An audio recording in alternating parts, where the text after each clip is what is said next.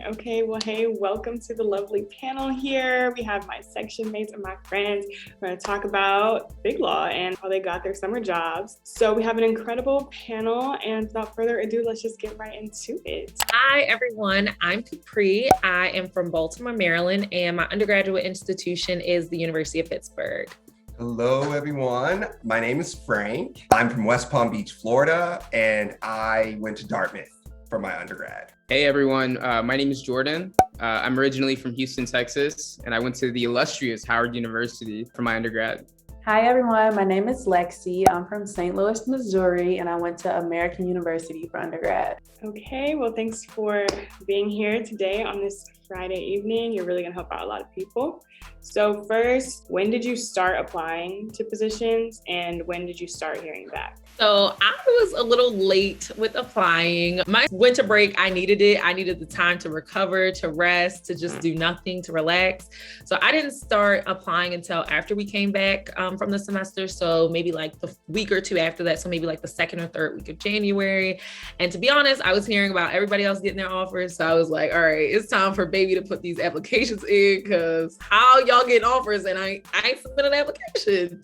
So that was about the time. So like second, third week of January. And I didn't start hearing back until like mid-February or actually like the end of January. So I felt like things were moving a little bit faster. So I was hearing back by like the end of January in terms of getting interviews. So similar to Capri, I also needed a little time away from law school. So I did not open my laptop at all during winter break. I didn't start filling out apps until when we got back. Similar to Capri, when I started seeing everybody getting interview offers and like offers from firms, I point blank said, okay, I have to put it in formation and get in, and actually start handling my business. So I started applying like that second week that we got back. So that's like the second week of January. And I started hearing beginning of February. I started applying a little earlier. I took like everyone, law school is first semester is no joke. So I definitely took that like 1 or 2 week break. But I actually started fairly early in my break, started applying, heard back mid-January. Funny enough, I feel like the first person I like heard got an offer was Jordan. Like once I saw that, I hit the, what was the Oprah meme? Like what? And so I was like, oh shit, I gotta, and so that was definitely one of my like, catalysts as well. But yeah, a little earlier than Capri and Frank probably, but still got it in. So. Yeah, so I'm similar to Jordan. I started applying a little bit more early because I felt like we really didn't have a winter break. Like they gave us those, 20 days. So I was like, this isn't a break anyway. So I just did apps like mainly before we went back. And then I heard back middle of January. Yeah, I applied pretty early just because I really thought, y'all, that I was behind. Like I talked to one of my friends who goes to Harvard and he was like, this is like before finals even started. He was like, so have you been applying to jobs? And I'm like, what? Like, I don't even have a cover letter. Like, and this was like in November. He was like, well, the app's open in December. They open December 1st. Like people are gunning to put their application in December 1st. So, and I was like, I can't do it December 1st. Like I have finals, like I just can't. And so I was like, okay, first thing I'm going to do, I'm thinking I'm late. I'm like, okay, first thing I'm going to do after finals, I'm going to take like 2 days off and then I'm going to get to that because I just could not. So I think I started applying pretty early though. Like it was probably middle of December. And I started hearing back beginning of January. So I was pretty early. So next, how did you find your positions? So I actually found out about my positions through the Law and Technology Diversity Collaborative. So it is a program that helps minority applicants and law students to get into top firms and top technology companies. And it's only open to a select number of schools, and Howard is one of them. So I took advantage of that program and got quite a few callback offers from some really great firms. And I ultimately landed the positions that I had this summer through the Lit DC program. So I actually got my job through Howard's Career Services. So I actually used the whole system, that all of the job offerings that actually were funneled through Career Services. So my firm actually started a fellowship with Howard. So I was fortunate enough to be the first person to ever be the Howard 1L Fellow. So I'm pretty excited about that. So it's funny, I feel like we've all, got our opportunities pretty differently. So with me, I'm in the Business Law Society at Howard, and we're connected with a mentor before, we kind of kick things off. And so my mentor, he works at the firm that I work at, just based on preferences and where I wanted to be at. We always stayed in touch, and he was adamant about me applying to his firm. Yeah, I submitted my application. I applied to a lot of other places, but that was one of the main places I submitted my application. And then it's funny because I remember I had already chosen in my head what firm I was going to be at, and then I got the call to interview with them. And then I eventually got also a fellowship as well, or a scholarship, and so it kind of all worked out. But that's one big thing I would say about Howard and about law school in general is your network will really take you places. Yeah, and just to piggyback off that, the Howard network. So I got my offer from a firm that's never had anyone from Howard, like 1Ls, 2Ls. And so the Howard name really does reach, and it's a Midwestern firm. So it's not even on the East Coast. So it really does reach into different places, all over the country. But basically I just got it from looking at a list of the LCLD scholars programs for 1L diverse summer associates. So I applied and then heard back. Yeah, I was looking everywhere. I was just on the hunt. I was Googling. I Googled top 100 firms. I'm all right, boom, put nose out, looking on LCLD. It was just, looking back, it was very girl, what were you, calm down. But it was pretty stressful because since I applied really early, I had no grades. And I was just okay, I feel I'm shooting an arrow into the dark. So that's why I had cast a wide net. Can I also say that Jordan was also the reason why I was okay, you really got to get your shit together now. I honestly was I'm like, how does Jordan already have a job and it's day 2 of second semester? Period. Y'all was stressing me out. And then the people that would show up every day to class in the suit, and I'm like, I know, face B, suit on. Jordan. I was like, Jordan, how? How? I said, so I thought we was having a winter break. Y'all didn't take that, so ain't nobody gonna take their break. Y'all just gonna work yourselves to death. Y'all are hilarious. Okay, so how many places did you apply to, and what did the application ask you for? So I applied to about 30 to 40 places. I ain't saying I'm lazy, but I'm also not the type of person that I'm going to be writing 500 essays for one application. I'm sorry, I don't have time. You don't have time to read it. I'm not doing it. So I only applied to applications that were asking for, the basics, where it was just an essay. And I didn't mind doing an essay specific for the program if it was a program that I really was interested in. So I know Lit DC, the one that I specifically got, I wrote a specific essay to that. I didn't use a general cover letter, but most of them were asking for, just cover letter, a resume. And that's basically about it. But some of them be asking for a lot. I wasn't trying to do a lot. So that was that. Similar to Capri. So I applied to 36 jobs, and the 36th one was the firm that I'm now going to, which is kind of crazy. But from my firm, they only asked for the cover letter, transcript, references. But I definitely applied to some that asked for essays, a cover letter, diversity statements, which is a lot to handle when you're juggling readings for classes, other things as well, just life in general. But something that I really did make a effort to do was to tailor all of my cover letters to the specific firm. I would take the time to research the firm to try to add some special nuggets to each of my cover letters to let them know that I've taken the time to look into them. Thanks. I will definitely say I did that as well. It's even when I had cover letters, I definitely made sure to go and research and figure out, okay, what makes this firm different? Why do I like this firm? What draws me to this firm? And make my cover letter specific, because you don't want to be sending no cover letter about something that firm don't even have. You talking about the Black Lawyers Group and they ain't even got that. Embarrassing. Yeah, no. So I applied to 39 firms, exactly.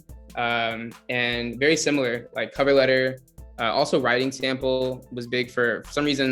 So I would have my little document where it was my resume, my writing sample, my cover letter template, especially.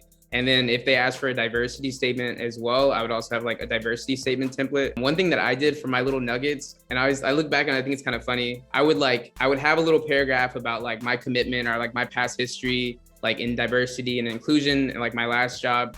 And I would leave like a little space blank, and I would like Google like diversity and inclusion on their website. And I'll include something like, and this is why I believe it fits within so-and-so's mission of yada, yada, yada. And so at first, the cover letter thing, it was so tough. Like those first few, like 3 or 4, even 5, like firms, like writing it. But once you really get it down packed, and once you figure out like, oh, this really is a method, it's almost fun kind of applying. You'd be like, oh, that's all y'all want? Like, I could take you there, you know, like. And so like, that's. So I wasn't like as tailored as you guys because like, yeah, no, I just, I couldn't do all those different, like looking to see what this firm wanted. So I had like a strategy though, because I applied to 50 different places. And so I had 3 different cover letter drafts, and I did it by location. So I only applied to 3 different cities. So like for like my hometown, I was like, oh, it's born and raised here, blah, blah, blah, blah, blah. And then the other cities, like kind of like why I wanted to be there. So it seemed tailored, but it really wasn't. And the only things that I went in and changed were like the name of the recruiter, the name of the firm, and like 3 or 4 different places. So if you're a person that's like intimidated by cover letters, like try that method, because I just didn't have time to be looking up these firms, and yeah. Yeah, it was hard to, how many I applied to? I applied to 44, I think. I think like not more than 50, but I think after like the first interview I did, I wanted to apply to more because I just got so scared. But I think no more than 50. Yeah, same with everyone else. The application did like ask for a transcript, but it was at a time where I didn't have a transcript. So I literally had to write in a PDF, I don't have a transcript, and just upload that as my transcript. And I mean, and so I had to do that. And then it was really hard for me. The cover letter was kind of hard because this was my first experience like ever having to do a cover letter. So I kind of recommend if you can get started on that early, if you can, because nothing is really going to change at least for me. I wasn't really involved in anything else, so nothing really changed. I could have definitely came into law school already with the cover letter. And I did try to tailor it, but I actually, was one of those people that messed up some stuff, because when you're mass applying, you can get confused. You can say one city and it's like, goodness, I sent this to Chicago and I'm talking about being born and raised in DC. And so I tried to keep it general, like everyone was saying.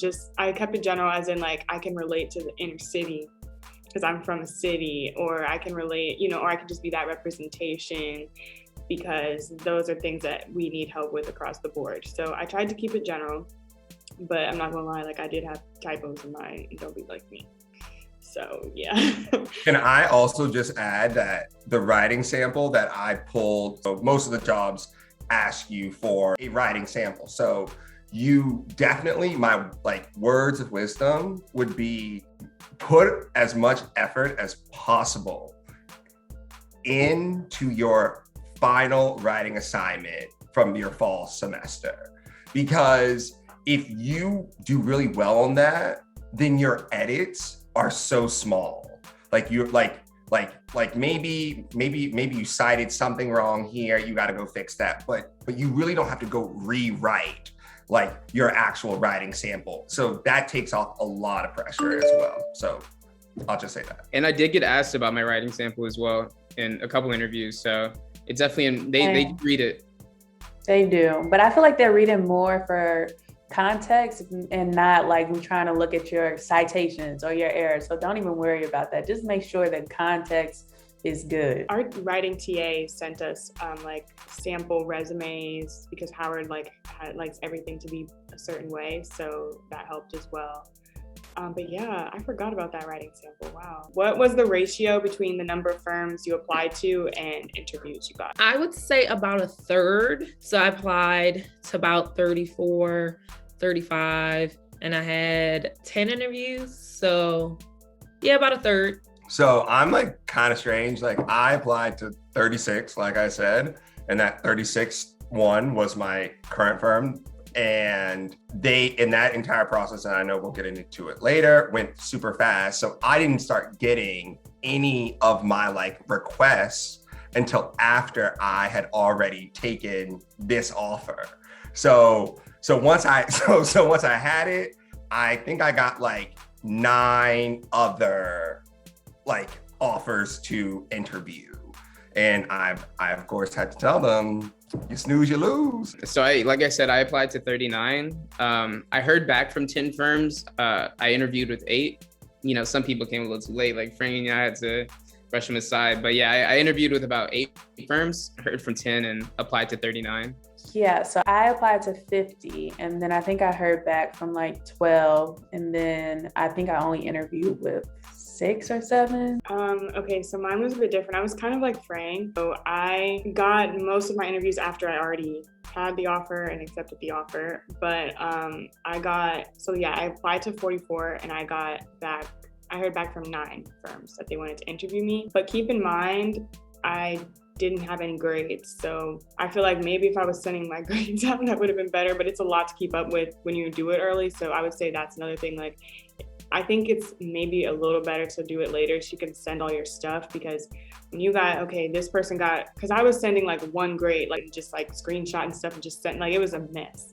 So it was hard to keep up with how many, who had what, and everyone seemed like everyone had the same name. The recruiters was the same name, different firms. So it was a lot to keep up with. The second firm I interviewed with, which watch my interview vlog, that was the first one to give me the offer. And the first firm I interviewed with, it was just the screener. So I did get the call back, but by the time I got the call back, I already had the offer. So I had to just say, yeah, no, I just went with the first one because I like that firm. So yeah. Side note, I know like a lot of people say like some people say wait to apply like when you have your grades, and some people just say shoot your shot, because you never really know how your grades are gonna go. So sometimes you can interview with a firm and they might really like you and you just never know. So like you can, and a lot of firms know that grades don't come out for some schools until like mid-January. So I was gonna say, I did my 2 interviews with only having 1 grade.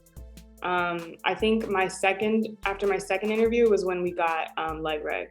So it was, I felt like I was putting on a big old front because I'm talking all this. They're asking what's my favorite class. In my head, I'm like, it's not what's my favorite class, it's what class is my favorite in, like, because I don't know, like.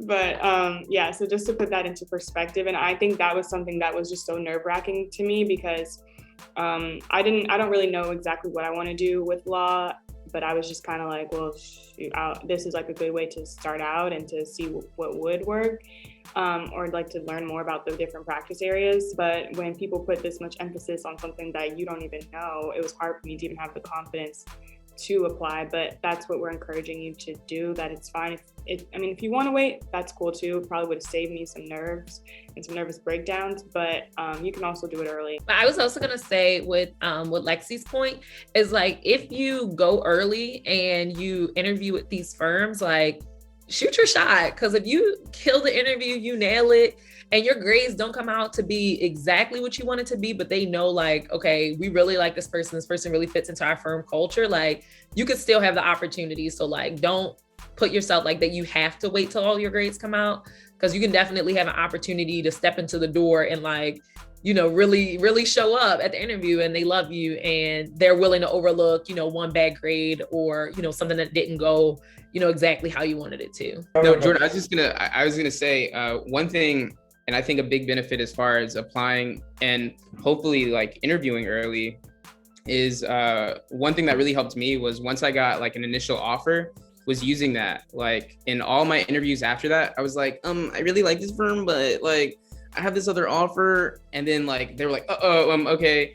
And then like a typical like 5 to 7 business days turned into, right after the weekend, and you hear back that much quicker and it puts pressure on them a little bit. So I would say that's really a big benefit from not only applying early, but also hopefully getting that interview early and getting that offer early and using that to your advantage. I'd also just say, just piggybacking off of all of the points raised, that grades are really important because those are the things that get you through the actual door. But imagine applying without any grades. The door is wide open. and the way that I've been told, at least the way that I previously interviewed people was under the mindset of would I want to be stuck in a boardroom, stuck at an airport with this person at 3 a.m. when I'm so stressed out about a meeting the next day.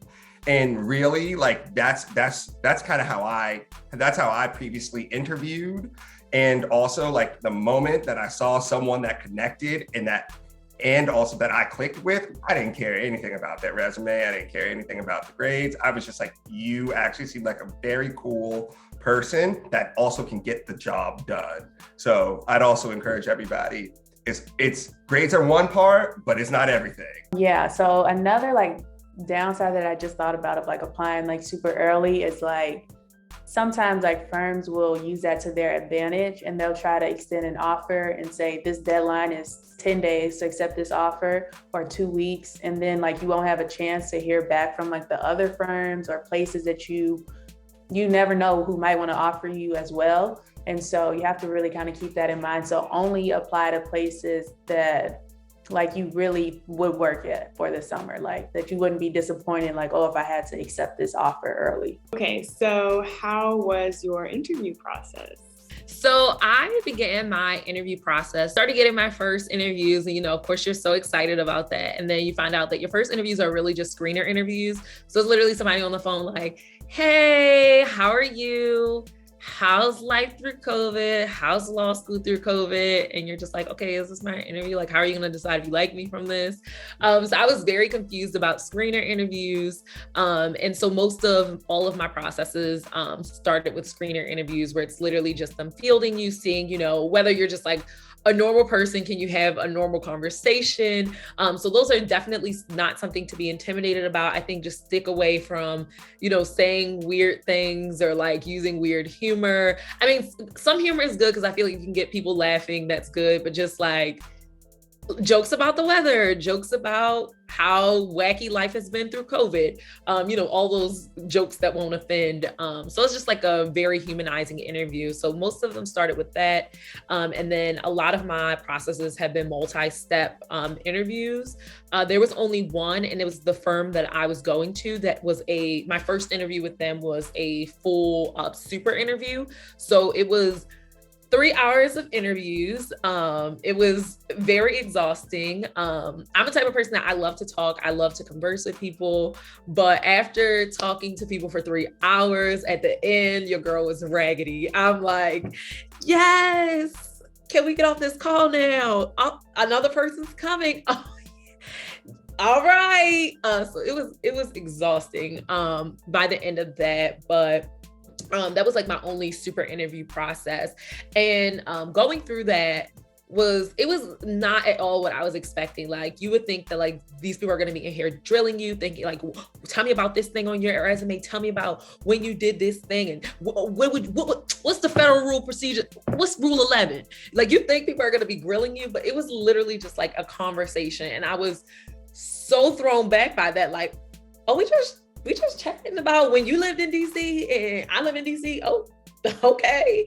So it was very much, I think, like what Frank was talking about, like these people just want to know, are you a human being that I would want to be around when the work is heavy, when we're all stressed and we're here at 5 o'clock in the morning because the client called and we just have to handle this business for the client. But there were a few interviews that people have pointed to specific things on my resume and said, okay, tell me about this experience, sort of what did you learn there? And I think just being able to articulately talk about, what it is that you gained from a experience that you have, right? So it's not even like you need to tell people, oh, girl, so I would clock in at 7 and then, around noon, I would take my lunch break. I would help Miss Susan and them out with the kids.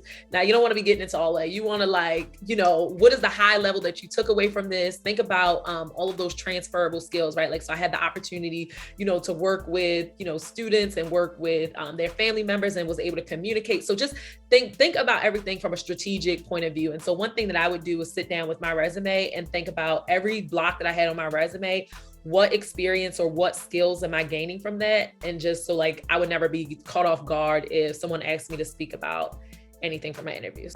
That's tough to come up after that one because I basically did everything the same way. So with me, so I'm really similar to Capri. I really like talking to people. So interviewing to me, yes, might be nerve-wracking, but I just always approach it from the standpoint of like, I'm literally just talking.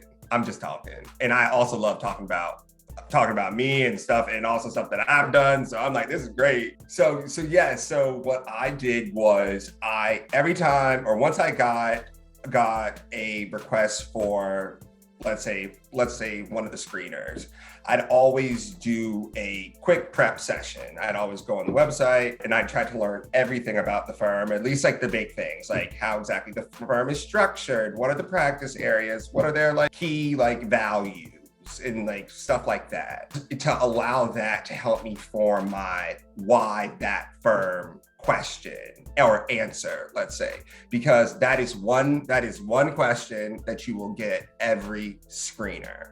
And if that question does not sail, you won't be sailing either. So my big thing is just work on that question, nail that question, really allow your passion to come through whenever they ask you that. Similar to what Capri said, you're kind of just sitting there like, how's law school? How's this? You literally prep answers for like, what is your biggest challenge in life? And these people want to talk about my dog. And I'm like, okay, this is great. Like, this is awesome. So screeners are definitely those that you kind of have to let your light shine. And then once you get to your super day, that's kind of when you start getting into like the weeds of things. So my super day was two and a half hours. So like I started with recruiting, and then I just hit partner, associate, partner every 30 minutes. Similar to Capri, like it's very exhausting. But you just have to stay on. I mean, and you just have to keep that smile on, because you just really want them to see you, and you don't want anyone out of that interview day to have something bad to say. Because they all get into a room or a virtual Zoom room now together, and they're all talking about their discussions with you, and you want everyone to be saying, so-and-so was amazing. I loved it. Funny enough, similar to Capri and Frank, I also love to talk myself. So I really like interviews, low key. Like interviews are kind of fun because you like, especially when you're in like Zoom University, and it's just kind of like you get to like actually talk to somebody. So it's kind of cool. But I would also come in very prepared. Like I was in sales, so like everything I like say, it's always like very calculated. And like my only, like the notes I would come in with was one, I would always have like, cause they're always going to ask you tell a little bit about yourself. So I would say like, kind of my own background, how that came into like, me being in law school, so on and so forth. I'll also look up the firm, and specifically, and people, interviewees, and like, older people always say this, is that people come into interviews and say they're interested in, this practice group when they don't even have that practice group. So I would say, and I casted a wide net. So I would look at the firm and say, all right, if they don't have this, I'm going to say this, so I had like a little bit about like why those practice groups.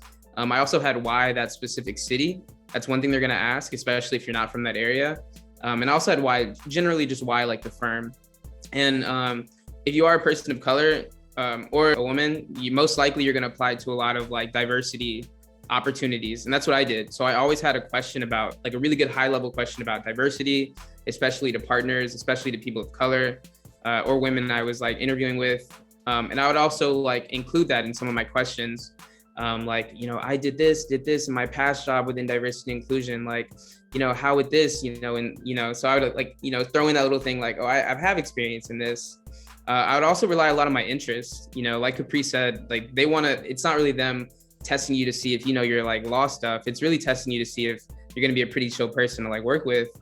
And so I would always like, whenever they would ask like, how did you like, navigate through law school? Wasn't it tough on Zoom? I would say, well, like I love golf. And so one thing I always used to go to, I would go to the driving range every so often to throw in your interest. And they'd be like, oh, golf, I can, things like that. And so those are the biggest things I would say. Come a little bit prepared, but more so just be yourself, like, talk about yourself, but also, know like your interest.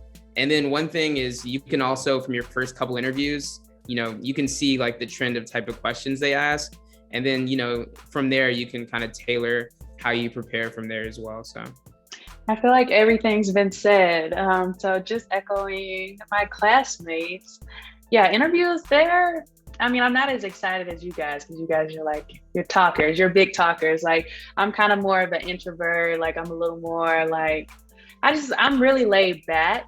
So the interview process didn't really like thrill me. Like, I was exhausted. Like, the entire like month that I was interviewing, it was just draining. Like I was telling Jordan, I was like, I'm so tired. Like I can't do this anymore. Like this is just too much. Like it was just taking everything out of me because when you're like introverted person, like you get drained from like social interaction. So 2.5 hour callbacks talking to 8 different people and you have to be on, you have to be personable, you have to kind of fake it until you make it, especially if you don't already have that like upbeat, like super upbeat personality or whatever it may be.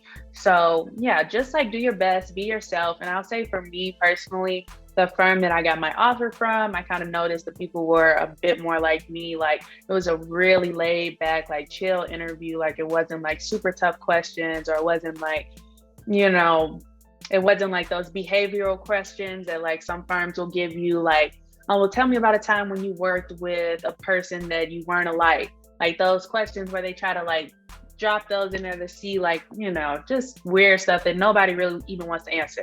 So yeah, so you'll go to a place that really like fits you. And people always say you're interviewing these places back. And I think that's really true. Like you don't want to be somewhere where you wouldn't culturally fit. So just keep that in mind. And yeah, do your best. It is draining, but get those self-care days in, those face masks, like do what you got to do to just get through.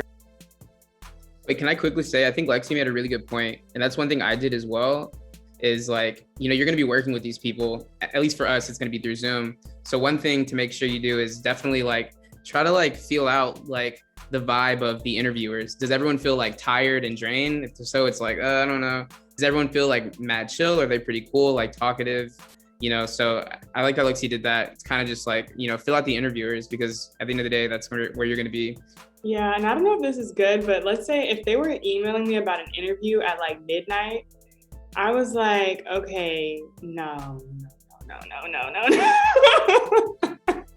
Like, okay, we got scheduled. It could have at least been the schedule sent for the morning, but it's like, I'm getting emailed about at midnight. I'm like, you know, this is just a bright red flag for me. Like, no. But I agree with what everyone said. I guess the one thing I would add is that during interviews, I also came prepared with who exactly was interviewing me.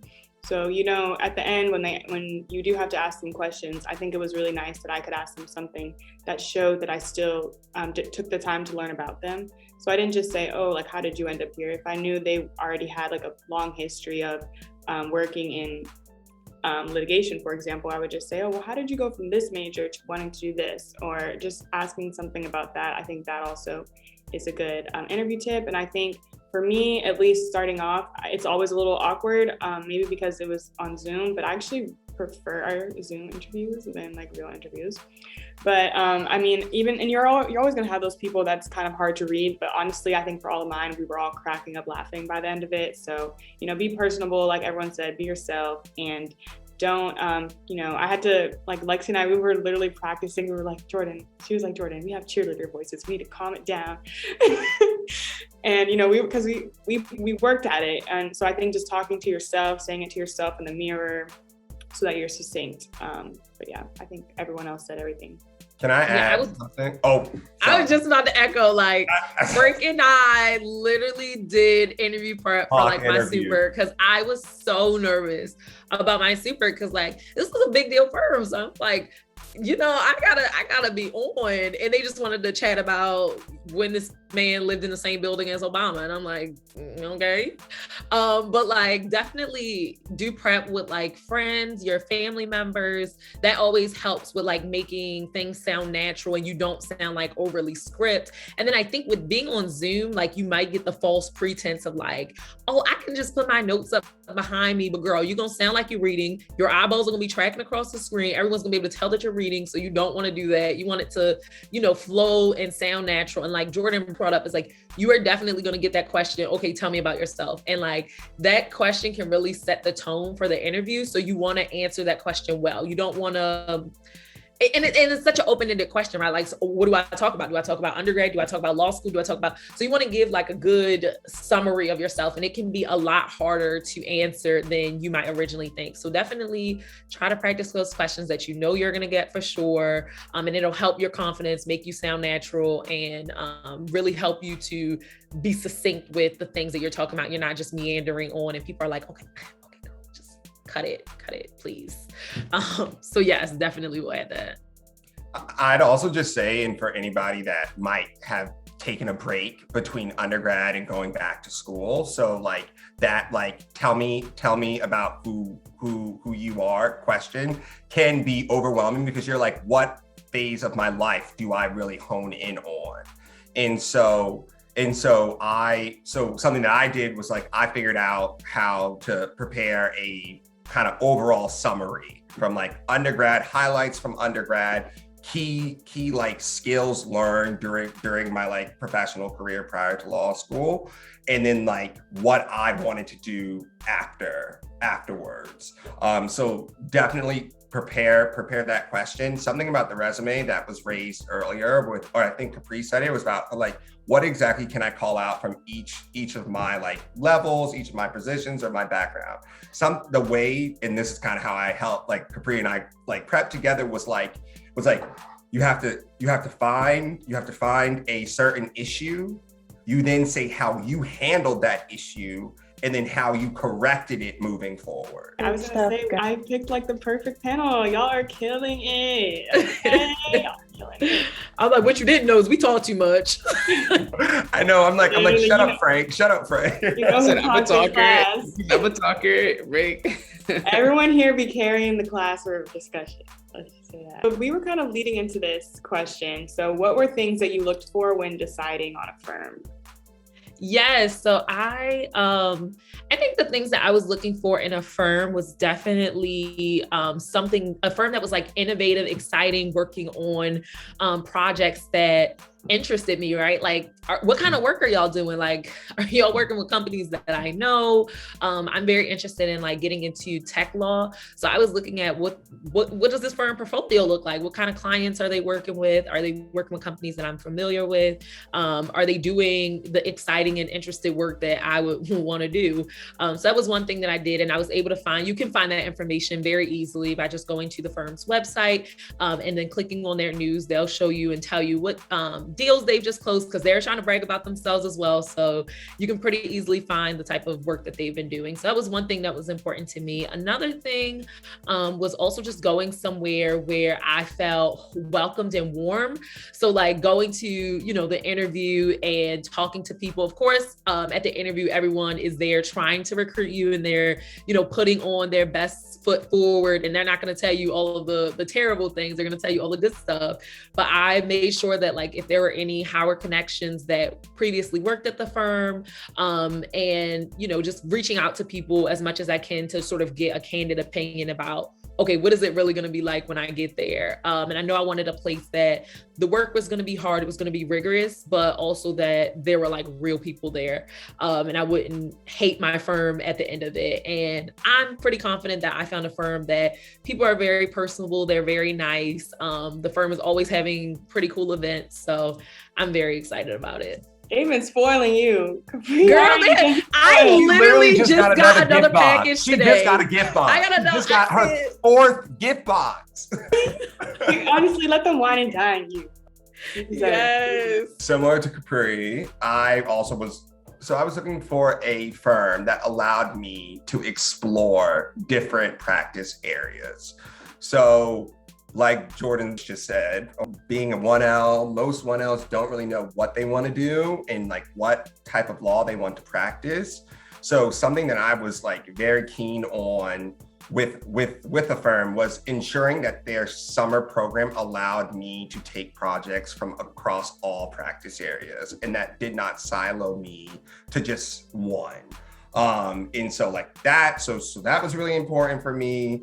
I also wanted, and it's so weird that these were actually things that I wanted, because these were like big like interview checkpoints that you had to be like, hit this.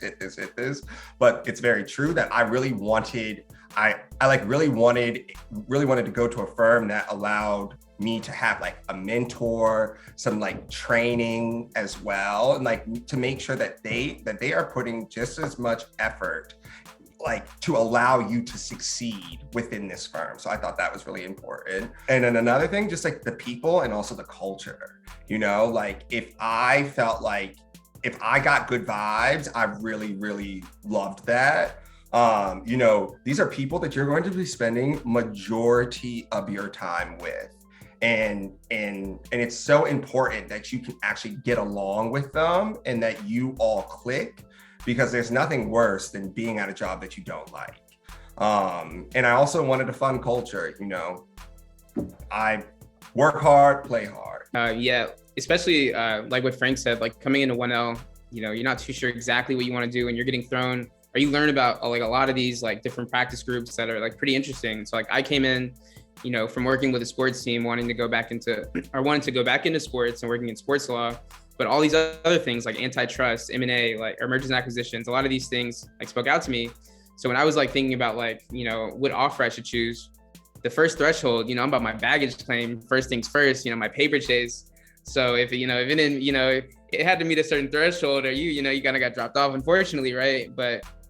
And then from there, I was like, all right, who did I really like rock with the most as far as like interviewers, especially like who were the people that I thought I could see myself like, you know, being mentors to me or talking with, and, you know, going to advice and not being nervous about, you know, like, can I bother them, like so on and so forth. That was one big thing. And also relying back on, you know, what I thought I wanted to do. Like I knew I wanted to go into sports, and that's still kind of like, you know, top, like I'm pretty sure I want to go do that. So I was like, why not take my first year to try to find a firm that maybe has a sports practice to, you know, network with those people, maybe get assignments like that. So that was another big thing that was like a big draw for the firm I'm working at, is, you know, they had a sports practice and I could see what it's like, you know, before I'm like, maybe I should do something else. So yeah, those are the big thing. But first things first, you know, paper chase, that was, you know, the money was. I can't with Jordan. Oh my gosh. Okay. Yeah, so what everyone else said is really valid. I feel like coming straight from undergrad into law school, like I didn't know anything. I still don't know anything. I don't know what I want to do. So I wanted to go somewhere where I would have like a lot of different options to like see what I liked. So like everyone else said, different practice areas, and then like litigation versus transactional. I just want to see like where I would best fit. And like sometimes people feel like they need to tell these people, I want to go into this practice area, when that just isn't true. Like I told every single firm I interviewed with, I don't know what I want to do. I'm an open book. I don't know at all. And that was fine. And also I wasn't as picky this year, because, you know, people say 1L, just work wherever you can get some type of legal experience. I think I'll definitely be more intentional my next summer, as far as just picking places. Like maybe I'll know what practice area I actually want to be in next summer, or what, like, you know, so I wasn't as picky and choosy this summer. Like getting paid as a 1L, as Jordan says, getting to the bag, like it's rare. So even to have this opportunity is like, you know, really good. So yeah, just, I'll be a little bit more choosy next year, but just wanted to get some experience. Yeah, clearly I wasn't picky. Like I took that thing early, but I also did get really good vibes from the firm that I did, and it was like, it's like weird to describe good vibes because it's like over Zoom, but literally immediately after the call I was like, this is like the perfect firm for me. But look, I'm saying this now, we're gonna do a catch up with everyone after the summer to see like how the experience was. See, we're all smiling, we're all like, we haven't worked, we love it, and then imagine we come back and we're just like, oh hell no. But anyways, so yeah, that was a big thing, how I interviewed with people immediately after the fact that the people I interviewed with were reaching out to me asking, hey, if you want to know anything, like let me know. Speaking to other Black associates there, speaking to people who went to Howard Law, going there because I just feel like, you know, then and like, you know, give it to me straight, no chaser. Like, how do you like this place for real? Like the cameras aren't rolling. Like, how is it? And so asking those questions. But like Lexi said, I really don't know what I want to do. I just wanted to be at a place that I knew would value me as well. Another thing I think is a good thing to consider is to ask how work is assigned. Just because I didn't want to have to, I'm trying to be more assertive, but it's kind of awkward asking for work. So I wanted to see, okay, will I get assignments, or is it just kind of like every man for himself? Like you got to just pick out your projects. Oh, and Jordan, if I can add one thing I was going to say that really helped me out, if you are in that position, I had like 2 firms that were like really neck and neck. And one thing that I actually did that I think helped my decision a lot was like, I remember maybe that Friday or that Monday, I reached out to the main person that either called me to give me the offer, whether it was a partner, or I reached out to the recruiter. And I said like, hey, like, I'm in between like firms, and I'm really considering, however, I would like to, if I can, maybe talk to any attorneys that are in this practice group, something that I'm interested in. And so like the whole week before I made my decision, I was like, having calls with like someone from this firm, having calls from someone from that firm. And it just got me, and, those are the people who really will give you like, real deal, like, this is what I do, this is like my own background. And you can use that to really kind of decide, what's your best fit as well. One more pro tip is like, if you interview with multiple places and you have to unfortunately tell them like, hey, y'all, sorry, went with this other firm, make sure to stay in touch with them, because if you don't like your summer experience, wherever you end up going your 1L summer, you may still have opportunity to go to other firms. Was there anything you had on your application that you think helped you get your position? For me, my military experience is always very impressive to people. So people see military and they're always so excited about that, because, just the discipline, organization, able to follow direction, all those things that come with the military. So I think that people were always, and employers are always excited to see my military experience and hearing me talk about, the things that I've gained from that experience. I think also I've had experiences in jobs where I've done like consulting and project management type work. And those experiences really speak to being able to manage my own schedule, because we know, law school is very time consuming, and a big part of it is being able to, manage your own deadlines and manage your work. And that's what it's going to be when you're in practice. So that experience and being able to speak about it and, also amplify it, because sometimes people miss stuff on your resume. So like, if this experience is bomb and that this experience is your talking point, do not let them just roll on past it. You make sure that, you artfully bring it up in any of the responses that you're given. So I would say something that helped me, I think my prior work experience was a big factor. I'd worked in corporate America for 4 years. And during that time, I'd worked my way up about 3 or 4 positions. So I was managing teams and everything. I was the face-to-face with clients every day. I was leading teams. I was leading meetings. I was leading pitches. So I definitely think that helped, but I don't want people who might be coming right out of undergrad to think you're never going to get a job because you came straight out of undergrad. Look at Jordan right now. Literally was the first one who got her offer. So don't ever think that, but I definitely think work experience and like prior awards that you might have received during that work experience definitely helped. But you want to know the thing that I think really is interesting that was brought up in every single one of my interviews was my interest section down at the last bit of my resume. It was like the stupid things. It was like interest, Soul Cycle. I know basic, I'm sorry. Board games with friends, planning social events, and like reading. And then like my last one was being a great dog dad. And do you know being a great dog dad is how every single one of my interviews started. And luckily, my dog, who's not here with me, but everyone else will tell you, she takes every class with me. She lays right there. And of course, she was laying right there on each interview. And everybody was like, oh my God, is that her? And that's exactly how we started the conversation. So like, it's crazy. So definitely put those things down, because those are excellent like combo starters. Frank, I'm kind of mad because like I have a cat and I don't put him on my resume, but I'll say it in the interview. I'll like throw it in and they'll like giggle, but there's no like follow-up questions about cats. But like, I'm sure if I had a dog, they'd be like, oh, dog, Jordan, you have to put cat daddy on your Add that you. But no, for me, like a big thing on my application, kind of like Frank, my work experience. So like being in sales, it's very individual driven. And so for interviews, I was able to talk about being able to be accountable for myself and my own work ethic and, my own work product as well. But also with sales, being face to face with somebody, a lot of us are doing corporate jobs. A big thing they want to see is, can you talk with a client and, handle yourself well? And so, having that experience, but also something that's just not work experience for people who are even coming from undergraduate. I did a lot of like outside work or extracurricular work, even in college with like youth and like high schoolers and stuff like that. And they really like to see that. Yeah, so opposite everyone else so far, I came straight through from undergrad like Jordan, and we both kind of had a panic attack in like December. We were like, oh my God, we have the most unimpressive resumes ever.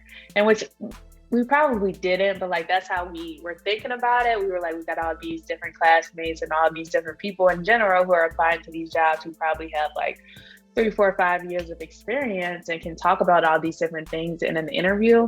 So my advice to people coming fresh out is to just judge it up a bit on your resume. Like you just got to work with what you have. Like I made the things that I did sound a lot more important than they actually were.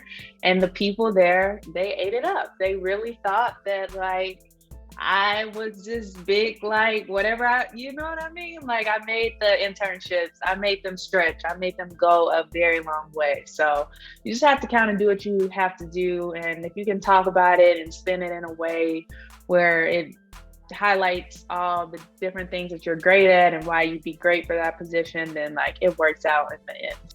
Yeah, similar to Lexi, we went straight through. So when I sent my resume to for someone to look at, like one of the TAs, she was like, girl, you cannot have lifeguard on here. But I'm thinking that's impressive. I'm like, look, I was out here saving lives. She was like, no, you can't have that. So I definitely had to like make my resume a bit more professional. And like, I was worried because literally when I tell you it's like a position on there from high school, like that's how much I was reaching for things, but it worked out. And I think that it was more common than I thought for people to just go straight through and have no work experience. It really is more so about you as a person.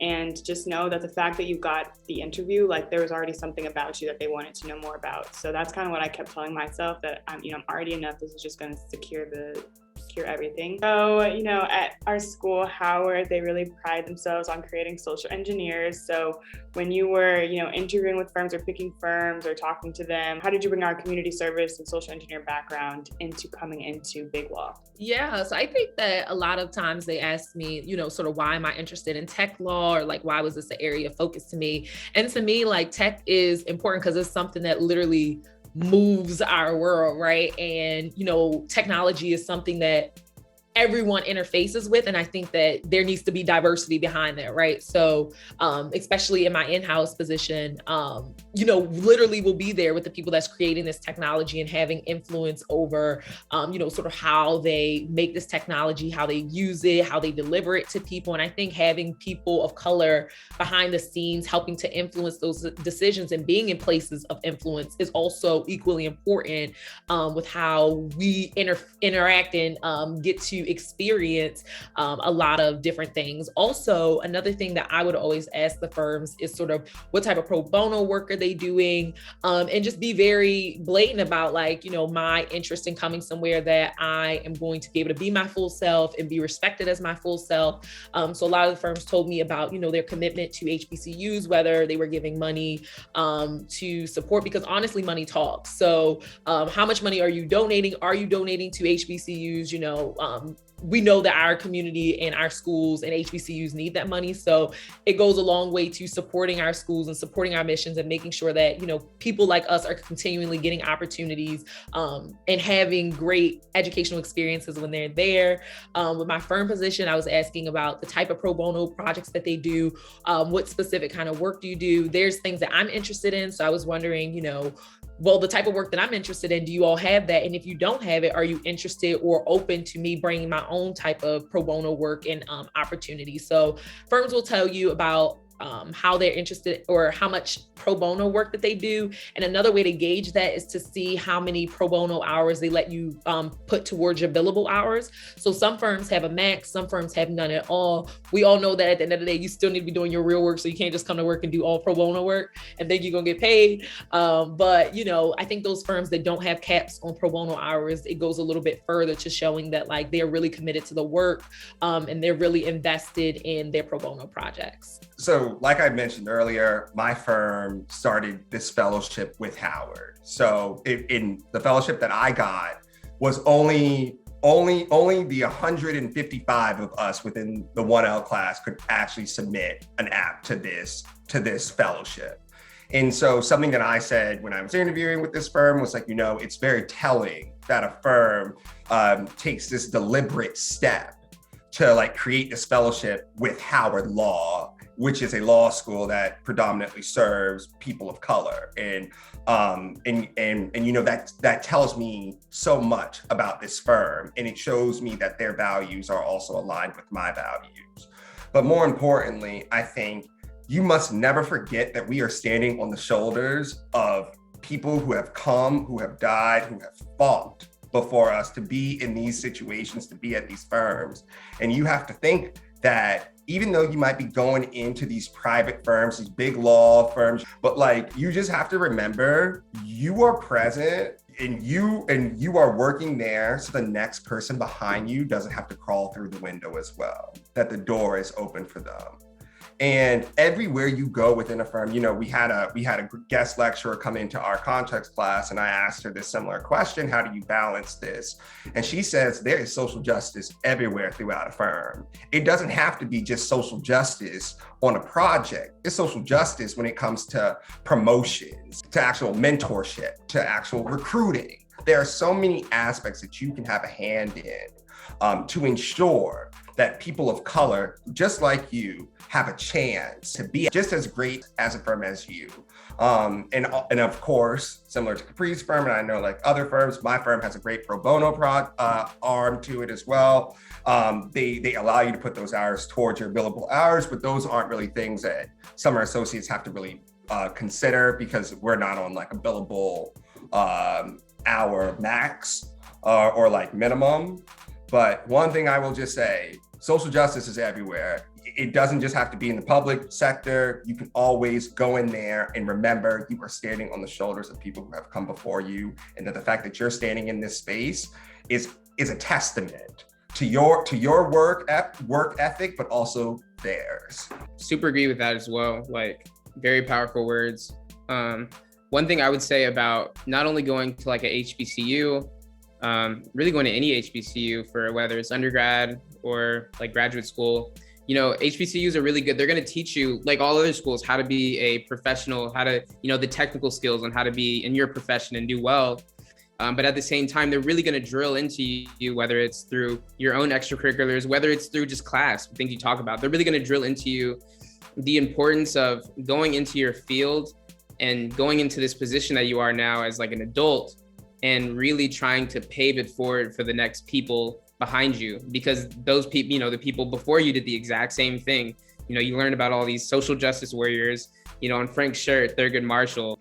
But no, like the big thing is, they're going to teach you that. And I think it's important, whether you're going into a company or whether you're going into anything, to understand that, you are there to, be a professional, to be a lawyer, be an attorney for whatever field you're in, but also understanding that you still have the weight on you as a person of color to also participate in those diversity and inclusion efforts in a substantial way.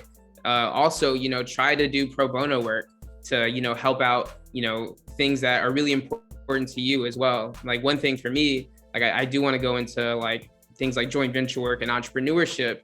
And one thing for me as well is I really want to see, communities of color also have opportunities within, entrepreneurship and starting their own business. And that's one thing I would always ask was, I see you guys have this, this is something that I'm personally interested in, kind of understanding that you still have that power as an attorney to really do things that are very passionate to me outside of, the baggage claim, essentially. Like, I think that's very important, and that really falls in line with being a social engineer. Yeah. So echoing what everyone else said, basically, there are only 5% Black lawyers, 5% Latina lawyers in the entire industry. So whether you're going into the public sector or the private sector, we're going to be the minority in whatever space that we go in.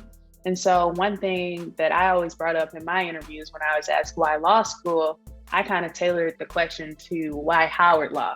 And I kind of told them about how basically Howard seeks to just create the next generation of social engineers, period, in whatever fields that we go into, whether it's private or public. So we bring those skills with us, those advocacy skills with us in every single thing that we do. And we really do think about it in everything that we do, even in our classes, from property to contracts. We always assess, and I'm actually sure most law schools don't do this, but we assess the racial backgrounds in certain cases, and just it's in everything we do. So, and just like everyone else said, making sure that the firm you go to values pro bono work. And also something that I looked at is you have representation at all levels of the firm. So at the associate level, at the partner level, I want to see diverse people at every single level. Yeah, basically echoing what everyone else said. I definitely, one question I did ask at the end of interviews where it's like, what was a favorite project that you worked on? And I think it was really telling that a lot of them, their favorite stuff was pro bono. And just hearing about that, I'm definitely interested in getting involved in pro bono work. I think it's amazing. Just like what everyone said, I plan on being the social engineer that Howard has trained me to be in all levels. And it's not something that you don't take that hat off. You know, you're just always a social engineer, whether I'm walking down the street and I see something or it's happening to me. It's not a hat that I take off. So I think that I'll keep that on for the rest of my life. Basically, the last question is, what are you most excited/nervous about for this summer? Since we're gonna do part 2 coming up, what are you most excited and nervous about? So I am really excited to see the rigor of the work, right? I think that was also a thing about law school, right? You get there and you're like, yeah, I've done hard academic things before. This is gonna be no different. And then you get there and you're like, wait a minute. We didn't say this hard. So I think that I am both excited and very nervous to see the rigor of the work, right? So I'm first generation lawyer in my family. So it's like, I don't know what lawyers do. So I'm excited to just, see what life is like, practicing a little bit, just get, a little bit my eyes into the world, but definitely excited and nervous about what the work product, what I'm actually expected to do. And I think also just nervous about how I'm going to perform, right? We all have this, we don't want to get there and flop. So definitely how much rigor is this going to be, making sure that I'm maintaining my standards and, turning in great work products. And then also just a little bit of me is excited to see how Howard law students stack up against other law students. We moved up in the rankings. I think we should be T4. Period. And so I am excited because I hear from everyone that Howard trained lawyers come in and we blow people away all the time. And so the firm I'm going to does not have a huge representation of Howard trained lawyers there. So I'm really excited to see how I stack up against my peers and hopefully inspire my firm to look at my school and look at Howard a little bit closer because it's talent. It's talent. So I think just kind of saying exactly what Capri said, I think I'm most terrified for that first memo. That first work product that you have to research, you have to you better pull out those rules, you better, there better not be any grammatical error, you better know that. Yes, blue book, come on, blue book. You better know that blue book, I'm literally going to have my civil procedure rule book, my blue book, my legal writing book, textbook with me to make sure that I'm because even though I've been very fortunate enough to be able to talk to some additional summer associates who are now first year associates now at my firm, and they all said everyone knows you don't know anything, but we don't think like that because we're worst case, somebody's gonna give me the hardest thing ever on day one. But I think I'm very nervous about like the research and like the memos and like the legal writing and like the work product. But just like Capri said, you really don't realize how prepared we actually are, until we actually get there. And also something that I just keep telling myself, they wouldn't have asked you to interview and they wouldn't have given you the offer if they didn't think you couldn't do it. So that's definitely something that I'm definitely nervous about, just like the rigor, the hours. And I also just want to make sure that I'm not living up to what they thought that they were actually getting. But I think the thing that I'm most excited about is really the people. This firm was my first interview. 2Ls and 3Ls were telling me, don't wait, give them a second. Like, you probably going to get some more interviews. Like, you should probably like chill. And I was like, no. I was like, deep down in my gut, I know this is the firm. And the way that I know that this was the firm was because I could have kept talking past the 30 minutes for each of them, because we were having such great discussions. We were just laughing, we were giggling about families and crazy scenarios, and that's something that people always say about this firm, is that like you stay here, you love it because of the people. So I'm so excited to really get to know everyone, to really learn. There are 2 Howard alums that are partners in this DC office. So I actually interviewed with one of them, and he and I have started building this relationship. And so I'm like really excited to just really learn from them, and just learn as much as I possibly can to really become the best lawyer that I possibly can, because, a hustle lawyer is different than any type of lawyer. And I'll also leave it on that. And that's on period. Is that what they say? Like Capri said, just to kind of see what the work is like, now that I've like talked to a lot of lawyers, now that I've kind of gone through this process, just general research, because, we're all kind of like, ooh, like, what about, just when you're bored, you kind of want to know, like, the type of stuff you're going to do or the type of opportunities that are like out there for you. Now I'm starting to feel like I know kind of the practice groups that like speak out to me. And so I'm really excited to kind of see what that work is like, see if I actually like it, and more so excited to kind of narrow down my field a little bit from there. Also excited about the pay. I'm not gonna hold you to go back to the money. Y'all might see a little Peloton next video in the back behind me. I'm also just saying that I just bought mine today. So yeah, he knows he's about to reimburse that in a couple weeks. I respect that. But no, like those are the big things that I'm excited about. But also just excited to be out of law school and be back into like a work setting. Work settings they're not as bad as like people make it seem. And at the end of the day, we're 1Ls as well. A big thing that they will do is, make sure we want to come back to their firm. So they're not going to be they're not like, we're not first year associates. So they're not going to like hit us up at midnight, for an assignment due the morning of, fingers crossed. But at the same time, you still get that like wine and dine feeling as well. Apparently I've heard firms will send you over like wine bottles for wine tasting. They'll do all these little events even through Zoom. The big thing that I'm nervous about, funny enough, kind of what Frank, you were excited about, is, having to like, wondering if you're going to fall in love with a firm, or wondering if you're going to like really like this firm all through Zoom, Because what if you do accept that return offer your 2L year, which they say that's the firm once you get your 2L year that you're going to go back to? What if you accept that offer because you really like the firm through Zoom, and then all of a sudden you're in person and it's like, I don't really like this. Like, I don't like the offices. I don't like this vibe right here, And so I think that's one thing that I'm also nervous about is, kind of, I guess basically just like, you're learning this firm and you're working, but you're all through Zoom. And, is that going to be the same as it is in person? I'm really confident the firm I'm going at is the same. But I think there's still that lingering, like, feeling of, is it going to be different, in the office, in person? Are people different? Are people less approachable? Things like that. Yeah, like everyone else, I'm just really excited to see what the actual work will be like. Because right now, like in law school, I'm suffering.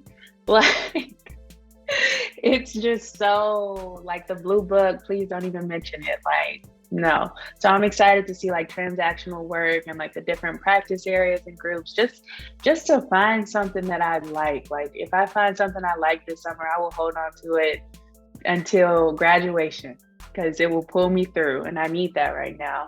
And I'm just a little sad that we don't actually get to be in person, like Jordan was saying, or at least not me. My firm is like virtual this entire summer. So that's a little unfortunate, but next summer we'll get that vibe, those vibes going. Yeah, I think like everyone else, I'm just so nervous because like, you know, they say, oh, we know you don't know anything, but I'm like, do you know like literally nothing? Like, I don't know. Like, I was over here Googling how to send this type of email. Like, that is my level right now. But, you know, I'm just going to take Frank's words of encouragement that they wouldn't have picked me if they didn't think I could do it. And I'm also just nervous, for that first work product because, you know, in our research class, she'll give us these little fake scenarios. And I'm just in my head, I'm like, so is this accurate? Like, is someone really about to ask me about this little thing? And like, am I really gonna have to do this? So I'm excited to see how that like matches up, like if, you know, that's accurate. And then I guess I'm most excited about, well, because in law school, like none of the classes that we've taken so far are anything similar to any of these practice areas, you know, like more practical work. So I'm just excited to see what being a lawyer is actually like. So I'm super excited about that, but also I'm nervous as well because, you know, I don't know anything. So hopefully this is like the best place to start. And I do, you know, go there and fall in love with it and figure it out. But, you know, I feel like I'm going in just as blind as I was going into my first year of law school. So, but yeah, I hope it works out for all of us. And I hope we can like keep up. But do you all have any like lasting words of encouragement, like any advice, anything we should do before starting this process that you want to leave the people with? Wait, can I quickly ask, are people, I guess, could we go around like the same and ask like, I get to ask a question. Yeah. Like, are you guys going to, is it like, are you guys trying to focus on corporate or litigation, or are you guys like trying to do both? Not Jordan taking over the Literally just took over Jordan's vlog. Okay. No, go ahead. That was a good question.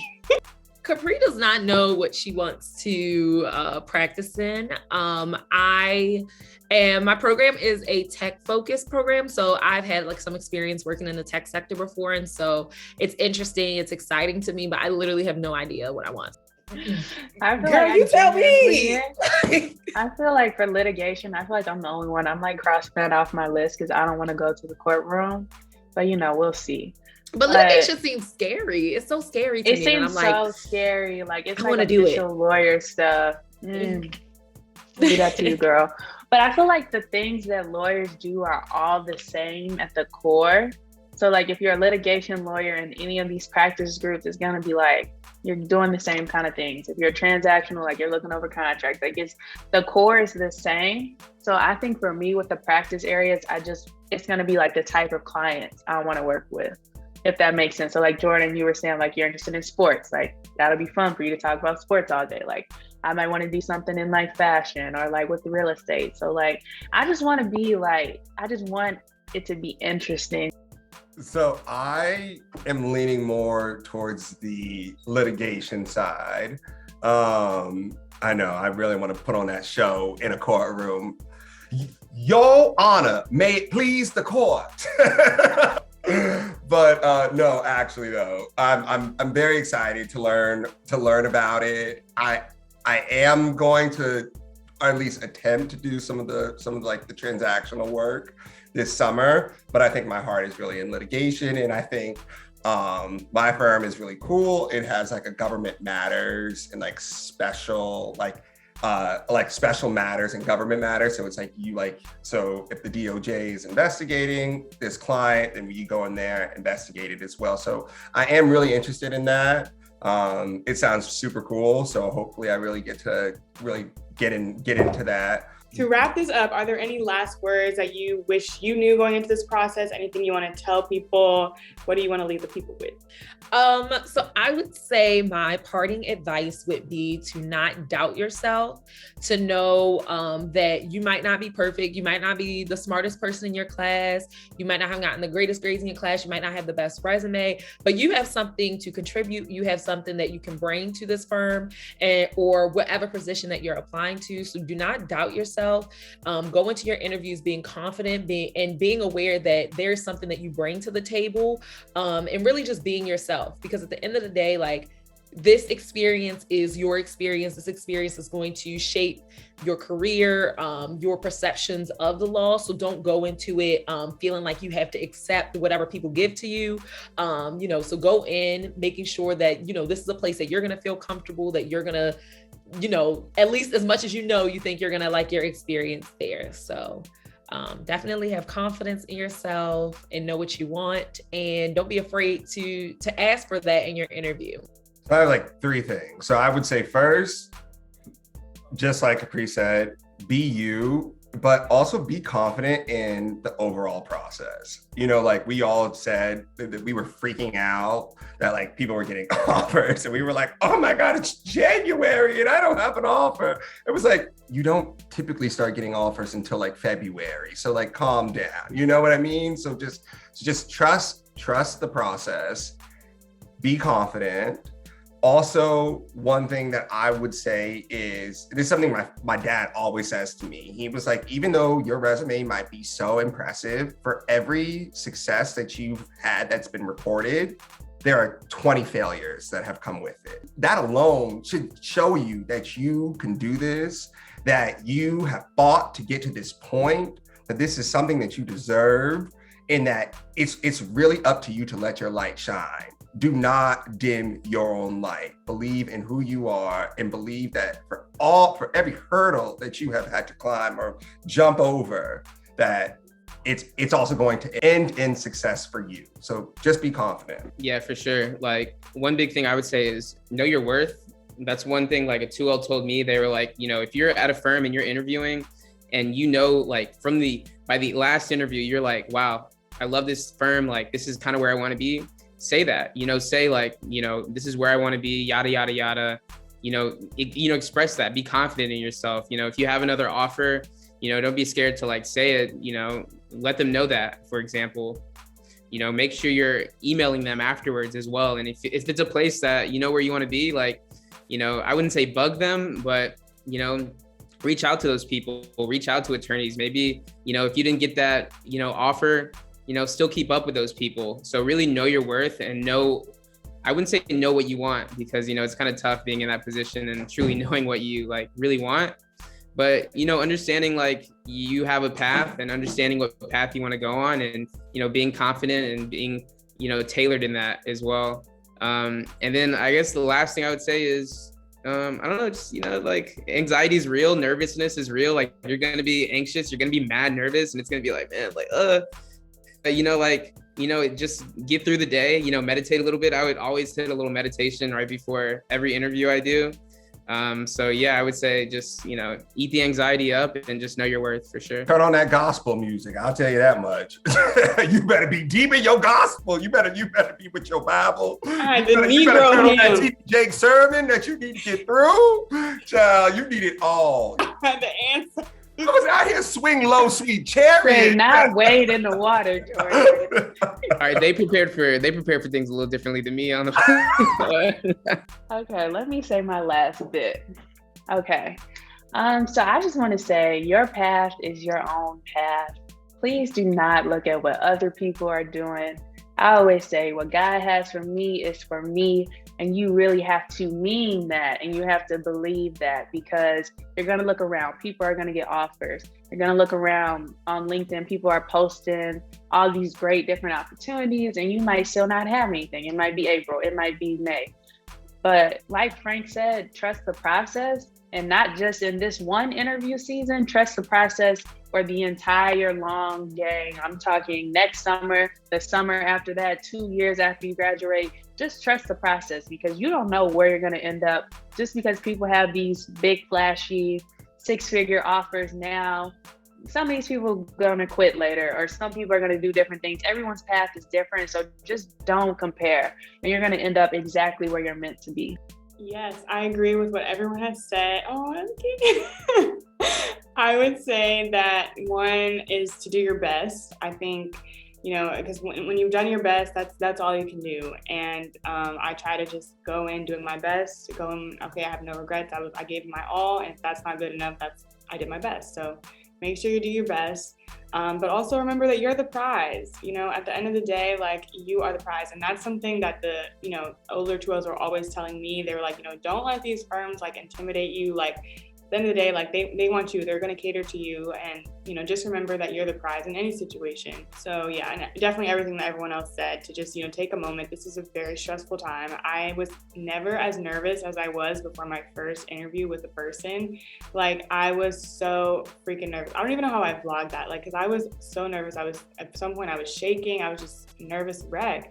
But it's normal to be nervous, but you're gonna do fine. And even if you don't do fine, it's okay. It's not the end of the world, and there's gonna be way more opportunities. We're so early in our legal careers right now that we don't even know what we're gonna do. So I know a lot of times in law school, it can seem like everything is on this. Or, you know, because I was just thinking, I've been working my whole life for this. Like, I can't blow it. I can't get here and get to the interview and, like, you know, I burp or do something dumb. Like, I was just so nervous. But don't think like that. Stay positive and just know that it's never going to be just this or nothing.